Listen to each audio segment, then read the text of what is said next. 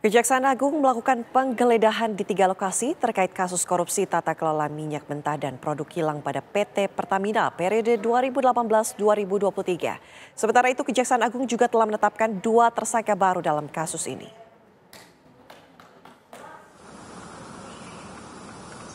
Kepala Pusat Penerangan Hukum Kejagung, Harli Siregar, menyebut penggeledahan pertama yang dilakukan penyidik, yakni di rumah saudagar minyak Riza Khalid yang berlokasi di Jalan Panglima Polim, Melawai, Jakarta Selatan. Selain itu, Harli juga mengungkapkan jika penyidik kembali melanjutkan penggeledahan di kediaman Riza Khalid yang berada di Jalan Jenggala 2, Kebayoran Baru, Jakarta Selatan. Dalam penggeledahan lanjutan ini, penyidik kembali menyita 144 dokumen. Di sisi lain, Harli juga mengatakan jika penggeledahan dilakukan di PT Orbit Terminal Merak yang berlokasi di Cilegon, Banten. Ia menyebut perusahaan itu diduga menjadi lokasi tempat proses blending produk kilang jenis RON 88 Premium dengan RON 92. Jadi dari berbagai sumber, dari saksi-saksi, dan tentunya karena sudah ditetapkan tersangka sebanyak 9 orang, maka pemeriksaan saksi ini harus dipercepat, ya, dilakukan dipercepat ya, untuk peran dari semua tersangka. Sementara itu, Kejaksaan Agung telah menetapkan 2 tersangka baru dalam kasus dugaan korupsi tata kelola minyak mentah dan produk kilang di PT Pertamina, Subholding, dan kontraktor kontrak kerjasama atau KKKS periode 2018-2023. Dengan penetapan 2 tersangka baru tersebut, berarti kini total sudah 9 tersangka ditetapkan dalam kasus dugaan korupsi tata kelola minyak mentah dan produk kilang di PT Pertamina. Dari Jakarta, tim TV One mengabarkan. Dirut Pertamina Patraniaga ditetapkan sebagai tersangka bersama sejumlah petinggi Pertamina Patraniaga lainnya dalam kasus dugaan tindak pidana korupsi tata kelola minyak mentah dan produk kilang pada PT Pertamina periode 2018-2023. Kejaksaan Agung juga mendapati modus manipulasi bahan bakar RON 90 yang dipasarkan menjadi RON 92.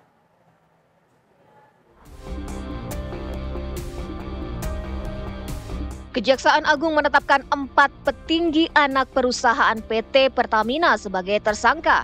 3 orang lainnya yang merupakan pihak swasta juga ditetapkan sebagai tersangka dalam kasus dugaan tindak pidana korupsi tata kelola minyak mentah dan produk kilang pada PT Pertamina periode 2018-2023.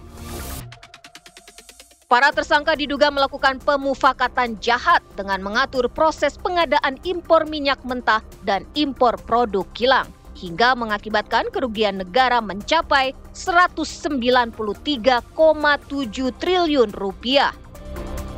Kejaksaan Agung juga mendapati modus manipulasi bahan bakar RON 90 yang dipasarkan menjadi RON 92.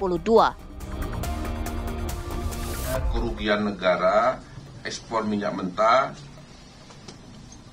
dalam negeri.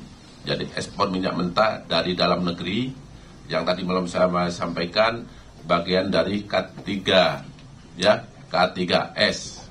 Kemudian yang kedua, kerugian negara akibat impor minyak mentah melalui dimut atau broker. Jadi pada saat yang sama bagian K3S itu dijual ke luar negeri dengan alasan harganya tidak masuk HPS, ya, melebihi HPS, kualitasnya tidak sama, tapi pada saat yang sama, waktu yang sama, justru Pertamina mengimpor minyak mentah dari luar negeri, yang harganya 3 kali lipat lebih tinggi daripada minyak mentah yang diekspor. Termasuk yang saya katakan RON 90, ya, tetapi dibayar seharga RON 92, kemudian di blending, ya kan, dioplos, dicampur. Nah, ini nanti seperti apa, teman-teman jurnalis sabar. Setelah pengungkapan kasus tersebut, rumah pengusaha Muhammad Riza Khalid yang berlokasi di Selong Kebayoran Baru, Jakarta Selatan dan Plaza Asia Lantai 20 Sudirman, Jakarta digeledah tim penyidik Kejaksaan Agung Republik Indonesia. Sejumlah barang bukti disita penyidik, diantaranya ada 2 CPU, Uang tunai berjumlah 833 juta, 89 bundel dokumen dan pecahan uang dolar. Selain itu, penyidik menemukan 34 ordner atau map besar untuk menyimpan dokumen. Di dalamnya terdapat berbagai berkas mengenai korporasi yang bertalian dengan kegiatan impor minyak mentah, termasuk shipping atau pengiriman.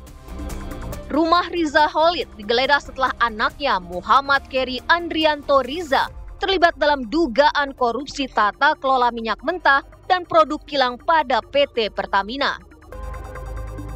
Kepala Pusat Penerangan Hukum Kejaksaan Agung Harly Siregar kemudian membeberkan bahwa korupsi tata kelola minyak mentah Pertamina Patraniaga ini berlangsung dari tahun 2018 hingga 2023. Kapus Penkum menyebut pihak Pertamina Patraniaga membayar dengan nilai RON 92, padahal dalam kontrak itu di bawah oktan yang berlaku, sehingga barang yang datang tidak sesuai harga yang dibayar.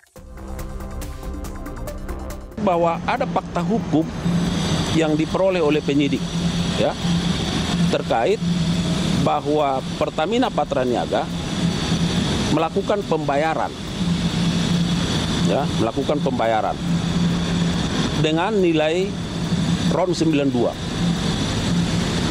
Padahal di dalam kontrak itu di bawah 92, katakan RON 88. Artinya barang yang datang tidak sesuai dengan price list yang dibayar. Sudah? Nah, kami sampaikan bahwa bagaimana kelanjutan terhadap katakanlah produk kilang yang sudah diimport ini. Kan ini akan ditempatkan di tempat tertentu. Depo misalnya, storage, ya. Nah, penyidik juga sekarang sedang melakukan pendalaman. Sesungguhnya sedang melakukan pendalaman, akan berkoordinasi juga dengan ahli, ya. Tetapi karena peristiwa ini kan peristiwanya sudah lewat. Ini peristiwanya 2018-2023. Jadi yang kami sampaikan ke publik, ke media adalah fakta hukumnya. Itu. Jadi maksud kita, rekan-rekan media, supaya ini juga bisa diinformasikan, jangan seolah-olah bahwa peristiwa itu terjadi juga sekarang. Nah, ini kan bisa membahayakan di satu sisi, ya. Fakta hukumnya ini di 2018-2023 dan ini sudah selesai. Minyak ini barang habis pakai. Jadi kalau dikatakan stok 2023 itu nggak ada lagi. Pengungkapan kasus ini kemudian membuat keresahan di masyarakat, apalagi setelah terungkap adanya manipulasi RON 90 menjadi RON 92. Mengenai hal tersebut, PLT Dirut Pertamina Patraniaga, Mars Ega Legowo Putra menyatakan Pertalite dan Pertamax yang dijual di SPBU telah sesuai dengan spesifikasinya. Adapun jika ada penambahan aditif hanya untuk menambah value dari BBM tersebut. Secara teknis, Pertamina Patraniaga memberikan layanan kepada masyarakat untuk RON 90 dengan merek Pertalite dan RON 92 dengan merek Pertamax itu adalah sudah sesuai spek. Dan kita menjamin kepada masyarakat bahwa di SPBU yang kita jual adalah sesuai spek. Adapun tadi dijelaskan oleh pimpinan Komisi 12, penambahan aditif tersebut adalah sifatnya untuk menambah value dari performansi produk-produk tersebut. Skema ini juga sama dilakukan dengan badan usaha yang lain. Tadi di situ diklarifikasi satu persatu. Adapun aditif untuk Pertamax yang kita tambahkan di situ sifatnya untuk menambah performansi untuk anti karat, corrosion inhibitor, untuk deterjensi agar mesin juga menjadi lebih bersih, dan juga untuk performansi akselerasi sehingga kepada konsumen diharapkan dia juga merasa lebih ringan dalam berkendara. Jadi tidak betul bahwa untuk Pertamax ini adalah produk oplosan karena kita tidak melakukan hal tersebut. Dan tadi juga kami jelaskan bahwa di terminal-terminal storage di Pertamina Patraniaga tidak terdapat fasilitas blending untuk produk gasolin. Yang ada adalah fasilitas penambahan aditif dan pewarna.